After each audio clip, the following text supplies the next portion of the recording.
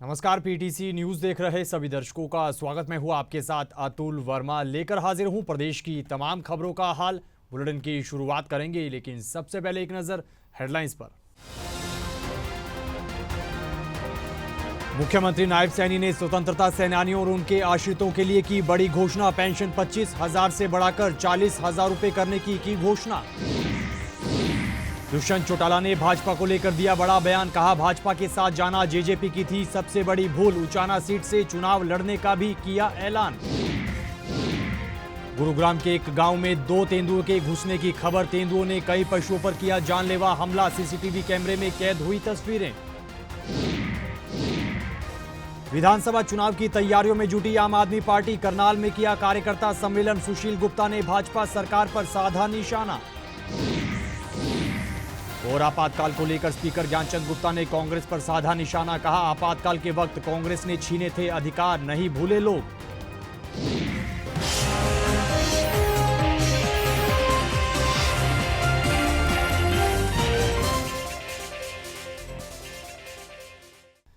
चलिए बुलेटिन की शुरुआत करेंगे गुड न्यूज के साथ। हरियाणा के मुख्यमंत्री नायब सिंह सैनी ने स्वतंत्रता सेनानियों और उनके आश्रितों के लिए बड़ी घोषणा की है। मुख्यमंत्री ने स्वतंत्रता सेनानियों और उनके आश्रितों की पेंशन को बढ़ाकर 40,000 रुपए करने का बड़ा फैसला किया है। वहीं मुख्यमंत्री ने आपातकाल के सेनानियों की पेंशन बढ़ाने का भी बड़ा ऐलान किया है। सीएम सैनी ने 1 जुलाई से आपातकाल सेनानियों की पेंशन 10,000 रुपए से बढ़ाकर 20,000 रुपए करने का फैसला किया है। इसके साथ साथ हिंदी आंदोलनकारियों की पेंशन भी 1 जुलाई से 20,000 रुपए हो जाएगी। इस दौरान प्रेस कॉन्फ्रेंस में मुख्यमंत्री नायब सिंह सैनी ने कहा कि संविधान के नाम पर देश को गुमराह करने वाली कांग्रेस ने देश को आपातकाल में धकेला था, जिसे देश कभी नहीं भूलेगा। हमारे वो स्वतंत्रता सेनानी जिन्होंने इस भारत की आजादी के लिए अपने आप को कुर्बान किया है, अपने आप को जिन्होंने इस देश की रक्षा के लिए कुर्बानियों के ऊपर चढ़े गए, यातनाएं सही, ऐसे स्वतंत्रता सेनानियों के आश्रितों को जो मिलने वाली पेंशन है वो 25,000 रुपए थी। आज आपके बीच में मैं ये घोषणा करता हूं कि उन स्वतंत्रता सेनानियों को और उनके आश्रितों को अब 1 जुलाई से ये पेंशन 40,000 रुपया मिलनी शुरू हो जाएगी। हमारे जो इमरजेंसी के अंदर जिन्होंने इस संविधान की रक्षा के लिए, इस लोकतंत्र की रक्षा के लिए जो जेलों में चले गए, यातनाएं सही, उन परिवारों को 10,000 रुपए महीने की पेंशन देने का काम ये हमारी सरकार ने किया। और आज मैं ये घोषणा कर रहा हूं कि अब ये पेंशन उन परिवारों को 20,000 रुपया 1 जुलाई से मिलनी शुरू हो जाएगी।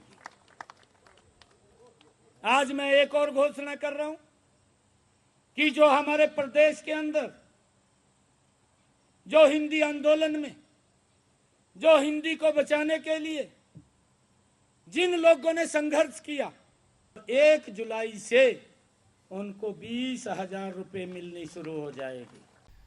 जेजेपी नेता दुष्यंत चौटाला ने भाजपा को लेकर बड़ा बयान दिया है। जींद पहुंचे दुष्यंत चौटाला ने कहा कि भाजपा के साथ जाना जेजेपी की सबसे बड़ी भूल थी और इसी भूल का खामियाजा जेजेपी भुगत रही है। इस दौरान दुष्यंत चौटाला ने उचाना सीट से ही विधानसभा चुनाव लड़ने की बात कही और विधानसभा चुनाव की तैयारियों का भी जिक्र किया।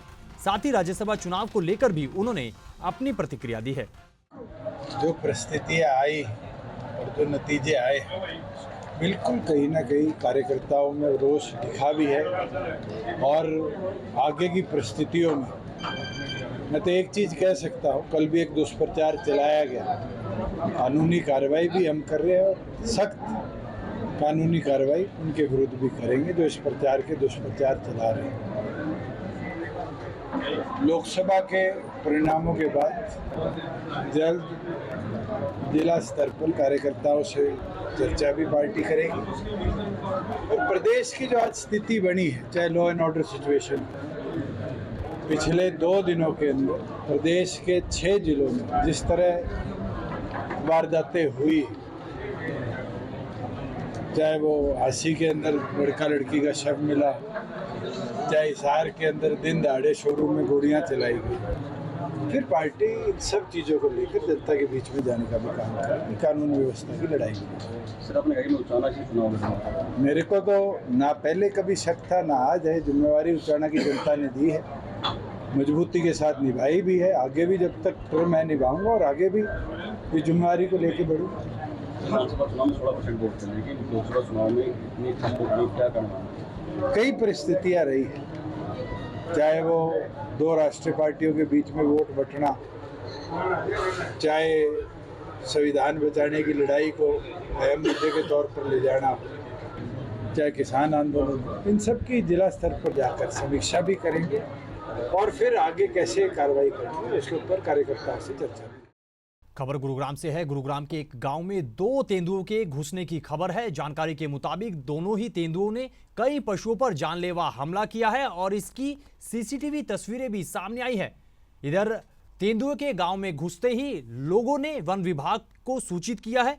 इधर सूचना मिलते ही मौके पर पहुंचे वन विभाग के अधिकारी दोनों तेंदुओं को पकड़ने के लिए कड़ी मशक्कत करने में जुटे हुए हैं। वहीं तेंदुओं द्वारा पशुओं पर हमला करने की घटना एक गौशाला में लगे सीसीटीवी कैमरे में कैद हुई है और इसकी तस्वीरें भी अब वायरल हो रही है। देखिए, आज सुबह ही मेरे पास डॉक्टर साहब का कॉल आया था कि टिकली में फिर से तेंदुए ने अटैक किया है। पिछले लगभग 10 दिन पहले भी मेरे पास डॉक्टर का कॉल आया था कि तेंदुआ जो है टिकली गांव में गौशाला है वहां पर आ रहा है और गायों पर अटैक कर रहा है। उसके बाद हमारा स्टाफ भी यहाँ पर आया था, एक बार विजिट कर चुका है। आज फिर से सूचना मिली है कि एक गाय को इंजर्ड कर दिया है और उसको खा लिया है और उसकी जान ले ली गई है। देखिए, टिकली गांव जब आप देखते हैं ये पहाड़ की गोद में बसा हुआ है, बहुत ही खूबसूरत गांव है और जो गौशाला है बिल्कुल पहाड़ के नजदीक है और जो गौशाला की जो 4 दीवारी है वो ऐसे है कि आप इंसान भी उसके ऊपर से जंप कर सकता है और तेंदुए के लिए कोई बड़ी बात नहीं है। जो आपने सीसीटीवी फुटेज दिखाया उसमें साफ तौर पे देखा जा रहा है कि 2 तेंदुए इसके अंदर देखे जा रहे हैं। देखिए, जो जंगल का जानवर है वो जंगल में ही रहेगा और ये कार्निवोरस है तो ये मांस पे ही डिपेंड करता है, मांस ही खाता है। कई बार ये होता है कि जब जानवर को आसान शिकार मिलता है तो वो मुश्किल शिकार करने के लिए कोशिश नहीं करता। अब जो गाय हैं वो उसके लिए आसान शिकार है तो इसलिए वो यहाँ आने का हैबिचुअल हो गया है। इसके लिए हमने जो प्रशासन यहाँ का गौशाला का जो देखरेख कर रहा है तो उनको भी निर्देशित किया है कि वो अगर बाउंड्री वॉल कौंची कर सकते हैं, जाल लगा सकते हैं, इसका प्रिकॉशन एक तो ये है। फिर इन्होंने हमसे आग्रह किया है कि इसके लिए कैप्चरिंग केज लगाए जाएं, तो हम आज ही एक आज और एक कल 2 कैप्चर केज जो है यहाँ लगा देते हैं। जहाँ तक चांस है कि पकड़े जाने के चांस बहुत कम दिख रहे हैं क्योंकि खुला एरिया है और आसपास जानवर बहुत है, तो वो पिंजरे के जानवर की तरफ हो सकता है ना जाए। चांस है, जा भी सकता है, नहीं भी जा सकता, 50-50% चांस है। फिलहाल के लिए सॉल्यूशन ये है कि इसके ऊपर दीवार को या तो हाइट रेज की जाए या इसके ऊपर जाल लगाया जाए और जैसा कि इन्होंने कहा कि जंगल से पकड़ लिया जाए। जंगल से जानवर को नहीं पकड़ा जा सकता क्योंकि अगर जंगल से ही पकड़ेंगे तो छोड़ेंगे कहां पर। लोकसभा चुनावों के बाद अब आम आदमी पार्टी हरियाणा विधानसभा की चुनाव की तैयारियों में जुटी है। इसी कड़ी में करनाल में आम आदमी पार्टी ने कार्यकर्ता सम्मेलन किया है। सुशील गुप्ता ने कार्यकर्ता सम्मेलन को संबोधित करते हुए भाजपा सरकार पर जमकर निशाना साधा। इस दौरान उन्होंने पानी के मुद्दे, सरकारी नौकरियों समेत अन्य कई मुद्दों को लेकर भाजपा सरकार को जमकर आड़े हाथ लिया है।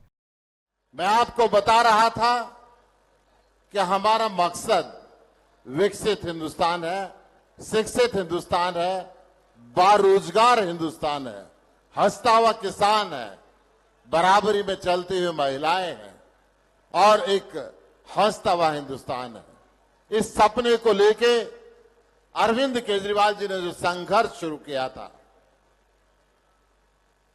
आईआईटी खड़गपुर से पढ़ के कमिश्नर के पद को छोड़ के एक बार मुख्यमंत्री के पद से इस्तीफा देके इस देश को बता दिया था कि सत्ता ही सब कुछ नहीं होती। और आज पूरी भारतीय जनता पार्टी डरती है तो सिर्फ अरविंद केजरीवाल से, चाहती है इस शेर को जेल के अंदर बंद करके रखा जाए, परंतु इसके नापाक इरादे पूरे नहीं होने वाले हैं। आज हरियाणा का एक कार्यकर्ता यहां पर आया हुआ है। मैं आप सबसे निवेदन भी करता हूं, आज से ही अपने अपने बूथ को मजबूत करें और सरकार को बनाने की तैयारी के अंदर जुट जाए। इस पार्टी के अंदर जैसा मैंने बताया, लाखों लोग पूरे हिंदुस्तान के अंदर जुड़े, हजारों की संख्या के अंदर इस यात्रा की ट्रेन में हरियाणा के लोग बैठते हैं, परंतु 2-4 लोग छूट भी जाएं, 2-4 लोग बीच रास्ते में उतर भी जाएं तो उससे फर्क नहीं पड़ता। अनुशासन को रखना सबसे ज्यादा जरूरी है। कुछ लोग बीजेपी के इशारे पे अनुशासनहीनता करके अफवाहें फैला के इस पार्टी को कमजोर करना चाहें तो उसके नापाक इरादे जिंदगी के अंदर पूरे नहीं हो सकते। इस आम आदमी पार्टी का एक एक जुझारू कार्यकर्ता बहुत मेहनत के साथ इस हरियाणा के अंदर परिवर्तन लाना चाहता है, इस देश के अंदर परिवर्तन लाना चाहता है, इस देश को आगे बढ़ाना चाहता है। यमुनानगर में खेतों में टावर लगाने के विरोध में किसान और पुलिस आमने सामने हो गए हैं। जानकारी के मुताबिक किसानों ने खेतों में टावर लगाने का कड़ा विरोध किया है। वहीं खेतों में टावर लगाने पहुंचे कर्मचारियों को किसानों की ओर से रोका गया। उसके बाद किसानों ने अपनी नाराजगी दर्ज करवाते हुए हाईवे पर लामबंद होकर रोड जाम कर दिया और खेतों में टावर लगाने का कड़ा विरोध किया। वहीं किसानों द्वारा जाम लगाने की सूचना मिलने पर पहुंचे पुलिस बल ने किसानों को हटाने का प्रयास किया। बताया जा रहा है कि बीते कल तक किसान डटे रहे, जिसको देखते हुए पुलिस बल को भी तैनात करना पड़ा। देखिए, तकरीबन 1 साल के लगभग ये यहाँ पर पावर ग्रिड का काम रोका हुआ है, जिसको लेकर बिना सरकार व बिना प्रशासन व जो पावर ग्रिड वाले हैं बिना मुआवजा दिए खेतों में काम कर रहे हैं, जिसका 1 साल से पूरा विरोध चल रहा है। तो आज बिना किसानों की सहमति बने या प्रशासन की तरफ से कोई मैसेज नहीं आया, तो बिना ज़बरदस्ती प्रशासन व पावर ग्रिड वाले यहाँ ज़बरदस्ती खेत में हमारे बड़े थे, जिसको लेकर हमने विरोध किया है। हम बिल्कुल भी टावर लगाने नहीं देंगे जब तक किसानों को पूरा मुआवजा नहीं मिलेगा। अभी कुछ लोग जबरन खेत में घुस के काम करने के लिए, बिल्कुल, एक तो इधर डीएसपी साहब प्रशासन के साथ बात कर रहे हैं ऊपर, और इधर से जो पावर ग्रिड वाले हैं उनके बंदे हैं ज़बरदस्ती दूसरे खेत में बढ़कर काम निशानियाँ लगाने का काम कर रहे थे, जिसको लेकर किसानों में गुस्सा आ गया और उनको धक्के मार के खेतों से बाहर निकाला है। डिमांड क्या है? डिमांड यही है, जैसे भिवानी में और अलग अलग स्टेटों में अलग अलग डिस्ट्रिक्टों में बहुत मुआवजा 20 से 25 लाख रुपए मुआवजा प्रति टावर मिल रहा है, पर यहाँ पर एक टावर के लगभग 25 या 30 हज़ार के लगभग हमें यहाँ पर मुआवजा मिल रहा है। तो टावर लगने दिए जाएंगे? बिल्कुल, हमें अपनी जान देनी पड़ जाए, कुछ करना पड़ जाए, पर हम किसी भी कीमत पर टावर नहीं लगाने देंगे। पंचकुला में बीते दिन भाजपा की ओर से एक कार्यक्रम का आयोजन किया गया। कार्यक्रम में हरियाणा विधानसभा के स्पीकर ज्ञानचंद गुप्ता ने बतौर मुख्य अतिथि शिरकत की। इस दौरान उन्होंने आपातकाल में शहीद हुए लोगों को श्रद्धांजलि दी और आपातकाल के मुद्दे को लेकर कांग्रेस पर जमकर निशाना साधा। ज्ञानचंद गुप्ता ने कहा कि आपातकाल के वक्त कांग्रेस सरकार ने लोगों पर अत्याचार किए थे और लोगों को बोलने की आजादी से दरकिनार किया गया। इसके अलावा मौलिक अधिकार भी लोगों के छीने गए और पूरा देश इस घटना को आज तक नहीं भूल पाया है। इस दौरान उन्होंने लोकसभा के स्पीकर पद को लेकर भी अपनी प्रतिक्रिया दी है। देखिए, 25 जून 1975 का वो काला दिन, जिस दिन पूरे देश के अंदर आपातकाल की घोषणा हुई थी, सभी अखबारों के ऊपर सेंसरशिप लग गई थी, बोलने की आज़ादी खत्म हो गई थी, अपने विचार प्रकट करने के ऊपर पुलिस का पहरा था, टॉर्चर का टाइम था, कार्यकर्ताओं को जेलों के अंदर ठूस दिया गया। और मैं समझता हूँ कि वो जो भाव है, दृश्य 25 जून 1975 को देखने को मिला कि रात के 12 बजे इमरजेंसी की घोषणा हुई और तुरंत जो भारतीय जनता पार्टी की राष्ट्रीय स्वयंसेवक संघ के कार्यकर्ता थे। उनके घरों के अंदर से ही उनको उठा लिया गया और सीधे उठा करके जेलों के अंदर घुस दिया गया। उस इमरजेंसी का विरोध भारतीय जनता पार्टी ने, राष्ट्रीय स्वयंसेवक संघ ने और कई अन्य संगठनों ने किया। लेकिन इमरजेंसी के दौरान जिस प्रकार से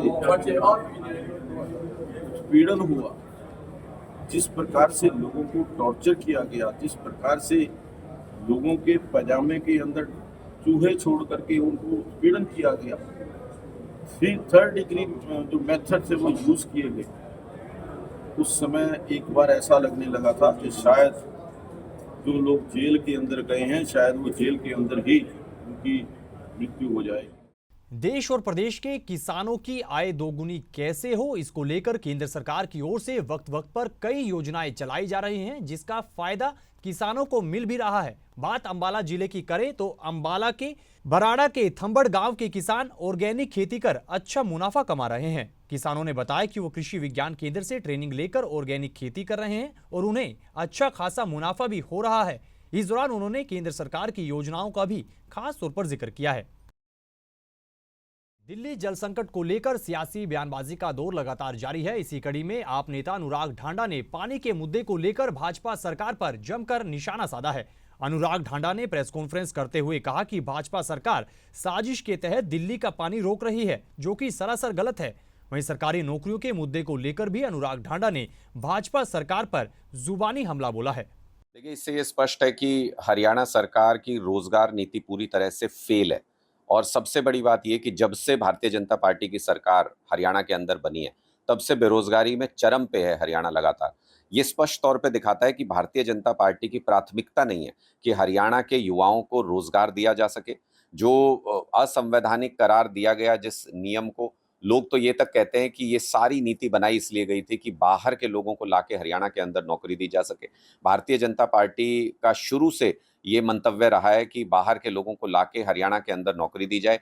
तो इस खबर के साथ फिलहाल इस बुलेटिन में इतना ही, लेकिन पीटीसी न्यूज पर खबरों का सिलसिला बदस्तूर जारी है। आप बने रहिए पीटीसी न्यूज के साथ। फिलहाल के लिए दीजिए इजाजत। नमस्कार।